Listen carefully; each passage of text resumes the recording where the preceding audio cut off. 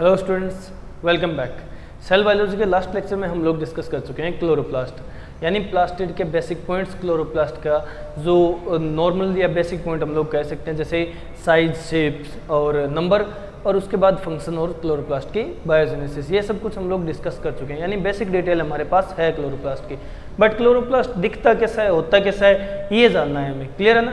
तो इस लेक्चर को मैंने इसीलिए अलग पार्ट में कंक्लूड किया है, अलग पार्ट इसीलिए बनाया है ताकि इसका स्ट्रक्चर जो one of the most important point है, सिर्फ सेल बायोलॉजी का ही नहीं, प्लांट फिजियोलॉजी में भी बहुत इंपॉर्टेंट पॉइंट है, तो ये अलग से समझ आ सके, अच्छी तरह डिटेल में स्टडी कर सके हम लोग। ठीक है, तो देखो स्टार्ट करते हैं क्लोरोप्लास्ट का स्ट्रक्चर। ओके, देखो हम बात किसकी कर रहे हैं? क्लोरोप्लास्ट की।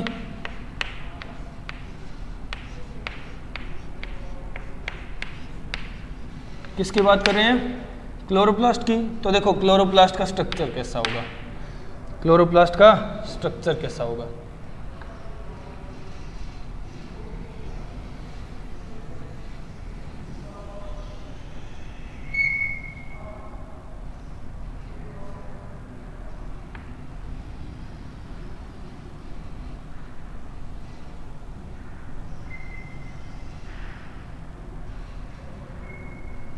ये क्लोरोप्लास्ट का स्ट्रक्चर है। ठीक है, अब इसके इंटरनल स्ट्रक्चर देखो किस तरह से होता है, क्या कुछ होता है।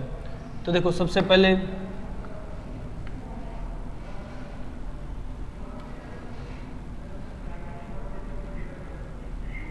हम बनाते हैं इसका डीएनए, जिसकी वजह से इसे कहा जाता है semi autonomous cell organelle. Clear है ना? समझ गए? ये क्लोरोप्लास्ट का डीएनए, समझ रहे हो? मैंने थोड़ा सा बड़ा क्यों बनाया है? क्योंकि कंपैरिजन हम जब करते हैं क्लोरोप्लास्ट और माइटोकॉन्ड्रिया का, तो क्लोरोप्लास्ट का डीएनए हमेशा थोड़ा सा बड़ा रहता है। किसके कंपैरिजन में? माइटोकॉन्ड्रिया के कंपैरिजन में साइज बड़ा होता है। ठीक है, साइज बड़ा होता है।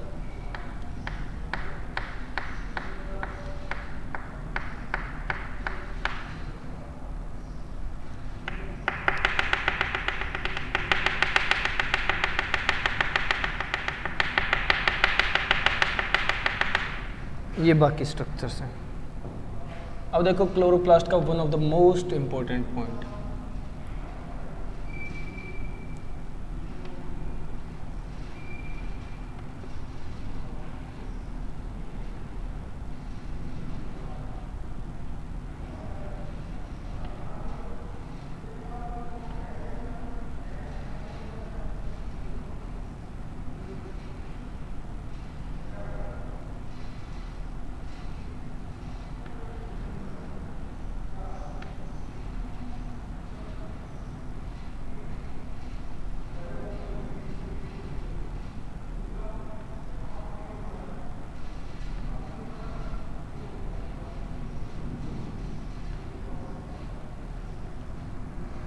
देखो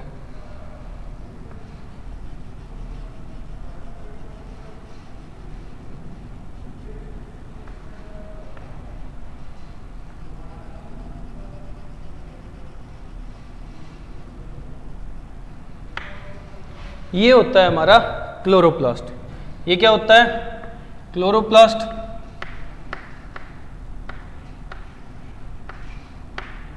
और ये इसकी मैट्रिक्स है, जिसे हम लोग कहते हैं स्ट्रोमा। क्लियर है? अब देखो, अब करते हैं इसको लेवलाइज, अब करते हैं इसको लेवलाइज। क्लियर है ना? तो देखो ये क्या है? ये है outer membrane, outer membrane. Clear है? समझ गए? ये आउटर मेम्ब्रेन है। फिर ये क्या है? ये है इनर मेम्ब्रेन, ये है इनर मेम्ब्रेन, इनर मेम्ब्रेन। समझ गए? क्लियर है? और ये जो स्पेस बच गया दोनों के बीच में, इसे हम लोग कहेंगे पेरीमेम्ब्रेनस स्पेस, या फिर intermembrane space, intermembrane space. Clear है? इंटरमेम्ब्रेन स्पेस या पेरी मेम्ब्रेनस स्पेस, समझ गए? ये वो स्पेस है। अब इनर मेम्ब्रेन के बाद में ये जो स्ट्रक्चर है ना, ये क्या है? जो अंदर वाला लिक्विड मैट्रिक्स है वो तो स्ट्रोमा बोल दिया हम लोगों ने। अब ये स्ट्रक्चर क्या है? तो देखो, इस स्ट्रक्चर को बोला जाता है ग्रेनम। ग्रेनम, ये पूरा एक स्ट्रक्चर ग्रेनम है। ये भी ग्रेनम है, ये भी ग्रेनम है, ठीक है? तो ये है ग्रेनम। क्लियर है? अब नेक्स्ट पॉइंट, दो ग्रेनम को जोड़ने वाला ये जो स्ट्रक्चर है, ये क्या कहलाता है? इसको बोला जाता है स्ट्रोमा लैमेली।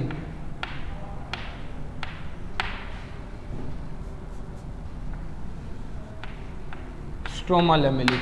क्लियर है? समझ गए? नेक्स्ट पॉइंट, ये क्या है? ये सबसे इंपॉर्टेंट वाला पॉइंट, ये है इसका डीएनए। क्लोरोप्लास्ट का डीएनए तो मैं लिखूंगा सीपी डीएनए है, सीपी डीएनए है। क्लियर है? ये क्या है? ये वही आरएनएज है, आरएनएज है क्योंकि बैक्टीरियल ओरिजिन है। और ये क्या है? ये एंजाइम्स हैं, ये एंजाइम्स हैं, ठीक है? और ये स्ट्रक्चर जो बच गया, ये है राइबोसोम। ये क्या है? ये है राइबोसोम।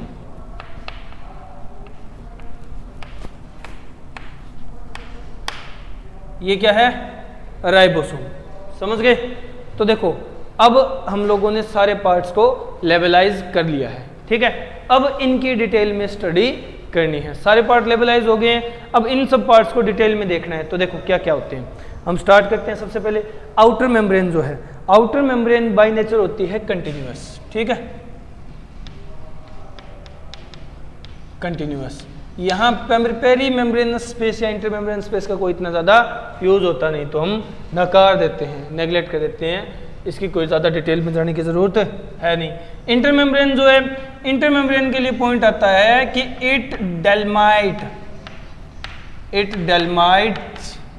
स्ट्रोमा, ये स्ट्रोमा को कवर करके रखती है, ठीक है? इट डेल्माइट स्ट्रोमा, समझ गए? स्ट्रोमा को कवर करके रखती है। क्लियर है? समझ गए? और अगर मैं कहूं तो ये क्या है? इंटर मेम्ब्रेन है यानी इनर मेम्ब्रेन है, ये मोर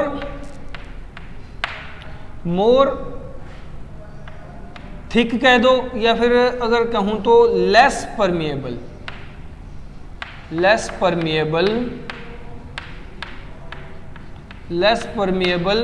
देन आउटर मेम्ब्रेन। यानी आउटर मेम्ब्रेन ज्यादा परमिएबल होती है, इनर मेम्ब्रेन कम परमिएबल होती है, ठीक है? समझ गए? अब जो ग्रेनम है, ग्रेनम क्या है? ग्रेनम को अगर मैं प्लूरल लिखूं ना, मतलब इन सभी ग्रेनम को इकट्ठा करके रखूं, तो ग्रेनम की प्लूरल फॉर्म होगी ग्राना। क्या होगा? ग्राना। ये चीज याद रखना, कंफ्यूज करता है क्वेश्चन बनाने वाला ग्राना और ग्रेनम में। तो ग्रेनम सिंगल ये स्ट्रक्चर है और ग्राना इन सभी स्ट्रक्चर्स को मिला करके कहा है, एक ग्रेनम, दूसरा ग्रेनम, तीसरा ग्रेनम। जितने ग्रेनम होंगे उन सबको कंबाइनली ग्राना कह दिया जाता है। क्लियर है? समझ गए? अब है क्या ग्रेनम? तो ग्रेनम है these are long flatten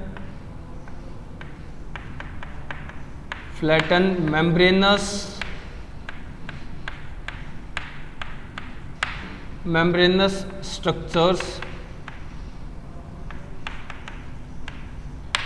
structures called thylakoid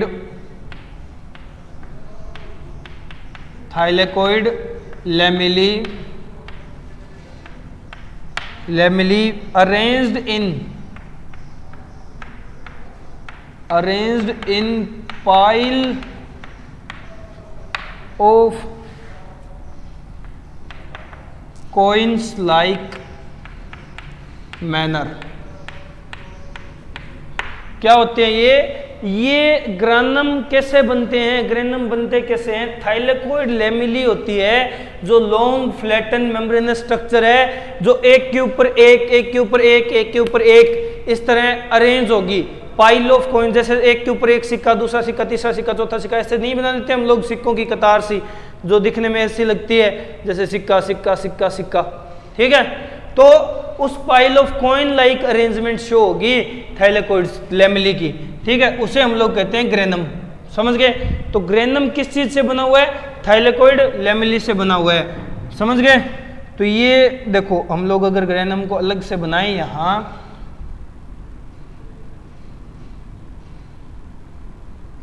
तो ग्रेनम क्या है? थाइलेकोइड लेमिली की piles of coin like arrangement ही तो है, एक के ऊपर एक, एक के ऊपर एक, एक के ऊपर एक।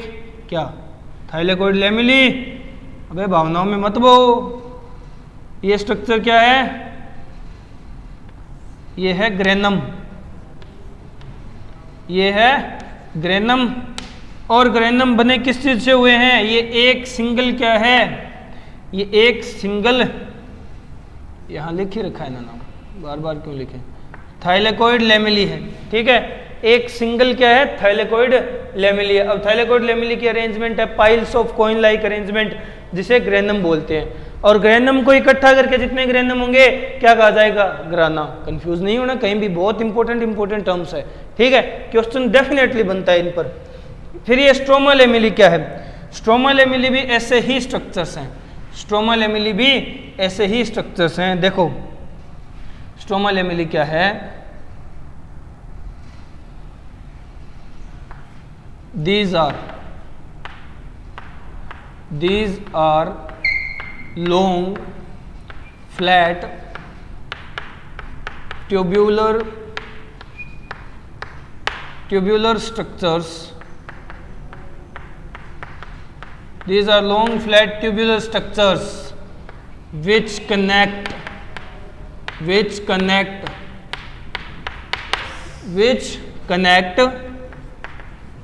द ग्रेनम, जो ग्रेनम्स को कनेक्ट करती है एक दूसरे से। ये क्या है? Stroma lamellae long flat tubular structure है। देखो लॉन्ग है, फ्लैट है, ट्यूबुलर स्ट्रक्चर है जो कनेक्ट करके रखती है एक ग्रेनम को दूसरे ग्रेनम से। ठीक है, स्ट्रक्चर सेम ही है, जैसी स्ट्रोमा लेमिली है वैसे ही थाइलेकोइड लेमिली है, बट डिफरेंस है इनके अंदर के जो मटेरियल है उसका, वो हम लोग डिस्कस करेंगे। बट दोनों लॉन्ग फ्लैटन ट्यूबुलर स्ट्रक्चर होती है, मेम्ब्रेनस स्ट्रक्चर होती हैं। ठीक है, इनकी अरेंजमेंट हो जाती है, ग्रेनम बन जाता है, ग्रेनम को कनेक्ट करने के लिए ये यूज हो जाती है। ठीक है, समझ गए? क्लियर है ना? अब नेक्स्ट पॉइंट, अब हम आते हैं एंजाइम्स पे। एंजाइम जो हैं, एंजाइम यहाँ जो एंजाइम्स होते हैं वो होते हैं carbohydrate and protein synthesis enzymes. ठीक है, carbohydrate and protein synthesis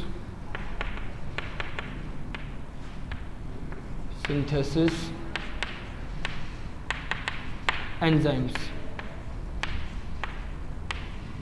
protein नहीं, sorry, lipid carbohydrate and lipid synthesis enzymes, इन पे काम करने वाले एंजाइम्स होंगे। ठीक है, क्लियर है ना? समझ गए? ये इतना इंपॉर्टेंट पॉइंट है भी नहीं। आरएनएज एंजाइम होते हैं जो प्रोकैरियोटिक ओरिजिन दर्शाते हैं, शो करते हैं। बात आती है सीपीडीएनए की, क्लोरोप्लास्ट के डीएनए की। ये one of the most important point है कि ये डबल सर्कुलर होता है, डबल स्ट्रैंडेड सर्कुलर होता है, डबल स्ट्रैंडेड सर्कुलर। क्लियर है? नेक्स्ट, नेक्ड होता है,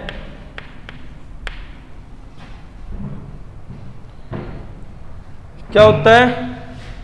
नेक्ड होता है।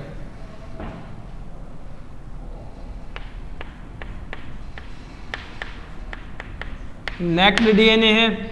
नेक्स्ट जीसी रिच है, जो बताता है ये प्रोकैरियोटिक है। ठीक है, और एक पॉइंट और जो इंपॉर्टेंट है, क्या है वो पॉइंट? देखो नेक्स्ट जो इंपॉर्टेंट पॉइंट है वो क्या है कि जो सीपीडीएनए होता है, cpDNA होता है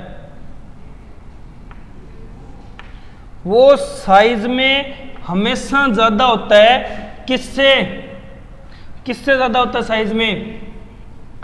माइटोकॉन्ड्रियल डीएनए mtDNA से। ठीक है, ये one of the most important points में से एक है कि साइज ज्यादा होती है किसकी? cpDNA की माइटोकॉन्ड्रियल डीएनए से। ये किसका डिफरेंस है? साइज का। किसका निकाला है हम लोगों ने ये मैटर? cpDNA ज्यादा है साइज में, किससे? माइटोकॉन्ड्रियल डीएनए से। इसलिए मैंने थोड़ा सा बड़ा बनाया है, समझने की कोशिश करो। ठीक है, डायग्राम में कोई भी चीज ऐसे ही नहीं बन जाती, बहुत ज्यादा डिफरेंस होता है तब जाकर के कोई चीज डिटेल में शो की जाती है। क्लियर है ना?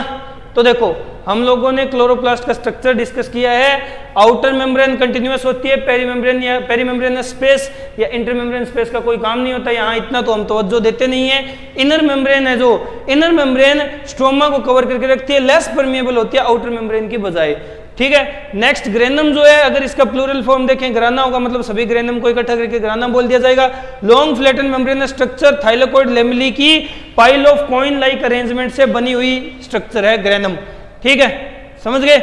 ये रहा इस तरह से। और इन ग्रेनम को आपस में कनेक्ट करने वाली स्ट्रक्चर है स्ट्रोमा लेमिली, ये भी लॉन्ग फ्लैटन ट्यूबुलर स्ट्रक्चर होती है, समझ रहे हो, जो ग्रेनम को कनेक्ट करती है।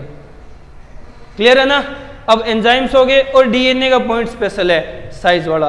तो एक काम करो, जल्दी से वीडियो को पॉज करो, पॉइंट नोट डाउन कर लो, फिर हमें नेक्स्ट पॉइंट भी डिस्कस करना है। जल्दी जल्दी नोट डाउन कर लो।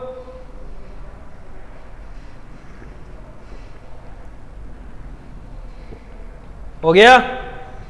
चलो अब कुछ बचे खुचे पॉइंट हैं वो भी डिस्कस कर लेते हैं। ठीक है,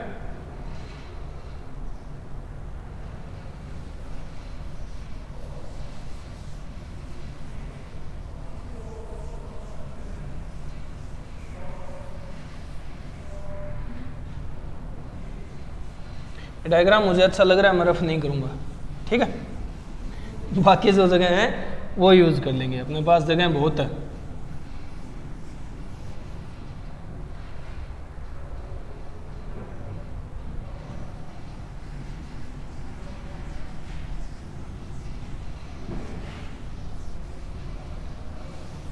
देखो कुछ स्पेशल से पॉइंट है, वो पॉइंट क्या है? वो डिफरेंस क्रिएट करते हैं। ठीक है, डिफरेंस क्रिएट करते हैं। क्या डिफरेंस क्रिएट करते हैं? देखो बात जब आती है ना फोटोसिंथेसिस की, बात जब फोटोसिंथेसिस की आती है, इसके मैकेनिज्म की आती है, तो फोटोसिंथेसिस को परफॉर्म करने के लिए कुछ स्पेशल सिस्टम्स बने हुए हैं जिन्हें कहा जाता है फोटो सिस्टम्स। ठीक है, फोटो सिस्टम फर्स्ट और फोटो सिस्टम सेकंड, दो तरह के फोटो सिस्टम्स हैं जिनका रिएक्शन सेंटर डिफरेंस होता है, मतलब मेन डिफरेंस उनके अंदर रिएक्शन सेंटर का आता है। ठीक है, इस वजह से दो फोटो सिस्टम बनते हैं और फोटो सिस्टम की प्रेजेंस ही इंपॉर्टेंट है। फोटो सिस्टम की प्रेजेंस ही मेन पॉइंट है जो कि यहाँ डिस्कस करने लायक है। क्लियर है? समझ गए ना? देखो जो अपनी स्ट्रोमा लेमिली है ये और जो अपने ग्रेनम है यानी थाइलेकोइड लेमिली, उनमें डिफरेंस क्या आता है? देखो इन स्ट्रोमा लेमिली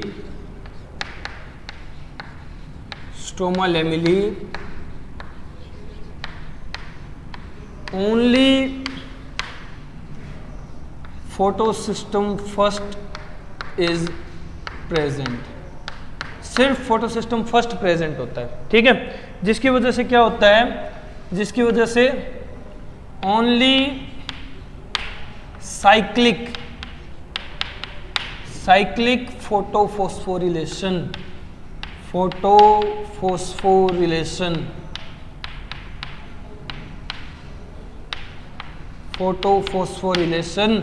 ऑकर्स, यानी साइक्लिक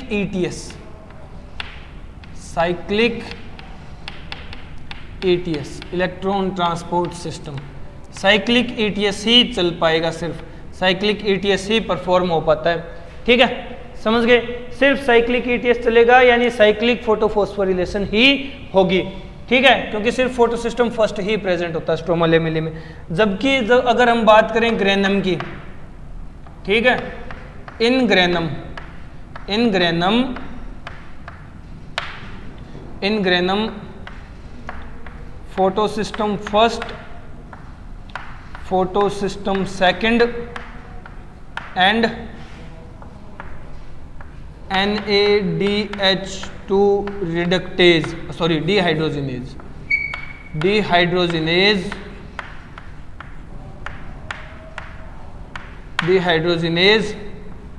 is present.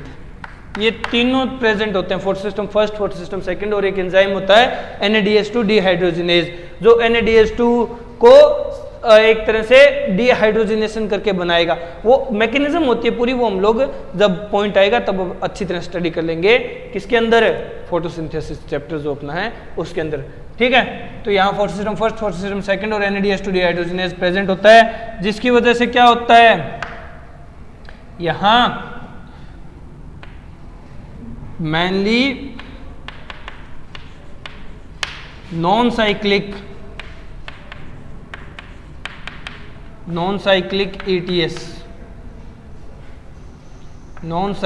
ETS या फिर इसे हम लोग कहते हैं जेड स्कीम या फिर नॉन साइक्लिक फोटोफोस्फोरिलेशन